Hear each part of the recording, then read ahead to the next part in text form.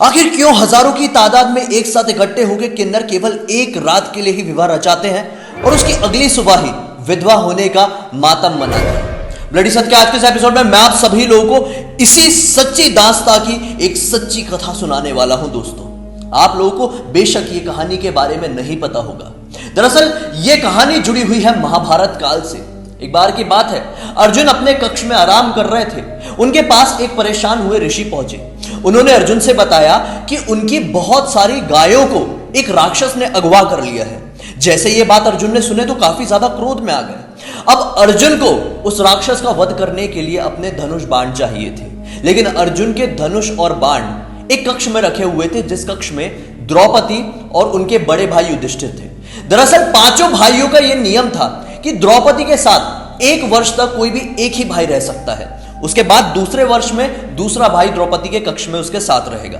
लेकिन इसी दौरान कोई और भाई उस कक्ष में एंटर कर जाता है तो उस भाई को 1 साल के लिए वनवास काटना पड़ेगा। अब अर्जुन के लिए दुविधा थी, क्योंकि एक तरफ थे ऋषि जो बहुत बड़ी मुसीबत में फंसे हुए थे और दूसरी तरफ थे उनके भाई और द्रौपदी जो कि एक कक्ष में थे। अर्जुन उस कक्ष में जाते तो उन्हें वनवास काटना पड़ता। अर्जुन ने सोच लिया कि मैं ऋषि की मदद करूंगा।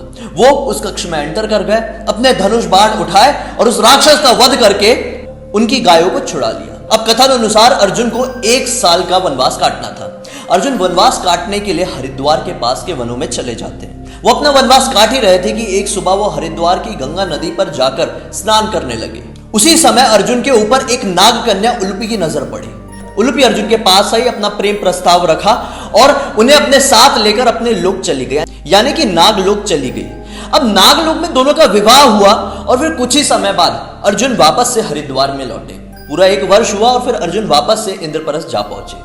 अब जब उन्होंने विवाह कर चुके थे उलूपी से, तो उनका एक पुत्र भी हुआ जिसका नाम था इरावन। इरावन जो था वो पूरे समय मतलब बड़े होते तक अपनी माता के साथ नागलोक में ही रहा। और जब यहां पर महाभारत के युद्ध वाली बात छिड़ी तो इरावन ने यह सोच लिया कि मैं अपने पिता का यानी कि पांडवों का इस युद्ध में साथ दूंगा। दरअसल सभी लोगों को पता है कि महाभारत में कुछ ऐसे ऐसे योद्धा थे जो कुछ ही क्षणों में महाभारत का युद्ध समाप्त कर सकते थे। उनमें से एक इरावन भी थे। वो अपने पिता के तरह ही दिखने में बहुत ही ज्यादा खूबसूरत और साथ ही साथ उतने ही ज्यादा पराक्रमी थे। महाभारत के युद्ध के 7वें दिन इरावन ने रणभूमि में तबाही मचा दी थी। उन्होंने कौरवों की घुड़सेना को पूरी तरह से समाप्त कर दिया था। अब जब 8वें दिन दुर्योधन ने यह सोचा कि इरावन अगर इसी तरह से युद्ध करता रहा तो हमारी हार बहुत ही जल्दी निश्चित है, तो दुर्योधन सीधे जाकर पहुंचा एक मायावी राक्षस के पास। वो मायावी राक्षस भी युद्ध करने के लिए तैयार हो गया। युद्ध भूमि में उस राक्षस का और इरावन का भीषण युद्ध हुआ। फिर युद्ध में इरावन का साथ देने के लिए बहुत सारी नाग सेना आ गई। करोड़ों की तादाद में नाग युद्ध भूमि पर टूट पड़े। कौरवों का मनोबल बिल्कुल डामाडोल हो गया था। लेकिन दूसरी तरफ वो मायावी राक्षस था, उसने गरुड़ का रूप हासिल किया और धीरे धीरे करके सारे नागों का वध कर दिया और अपनी माया की मदद से उसने इरावन का भी वध कर दिया। जब ये सब होते हुए घटोत्कच ने देखा तो घटोत्कच बहुत ही ज्यादा क्रोध में आ गया और फिर उसके बाद घटोत्कच जो कि भीम का राक्षस पुत्र था वो रणभूमि में टूट पड़ा। एक कथा के अनुसार ये कहानी तो बहुत सारे लोगों को पता होगी, लेकिन दूसरी कथा जो बहुत ज्यादा प्रचलित है वो कुछ ऐसी है कि इस कथा में कोई भी बड़ा युद्ध शुरू होने से पहले 32 गुणों वाले एक महापुरुष की बलि देनी होती थी। अब 32 गुणों वाले केवल श्री कृष्ण, अर्जुन और इरावन थे। आगे कोई कुछ बोल पाता उससे पहले इरावन आगे जाकर खड़े हो गए और बोले कि मैं अपनी बलि देने के लिए तैयार हूं। मैं स्वयं अपना सर काट के चढ़ा दूंगा, लेकिन उससे पहले मेरी एक शर्त है। मैं अविवाहित नहीं मरना चाहता, मैं विवाहित होकर मरना चाहता हूं। अब कोई भी राजा या फिर कोई भी पिता अपनी पुत्री का ऐसे किसी के भी साथ विवाह नहीं करवाता जिसकी मृत्यु बस विवाह के तुरंत बाद होने ही वाली है। काफी लोगों ने कोशिश की है, लेकिन कोई भी अपनी पुत्री विवाह के लिए देने के लिए तैयार नहीं हुआ।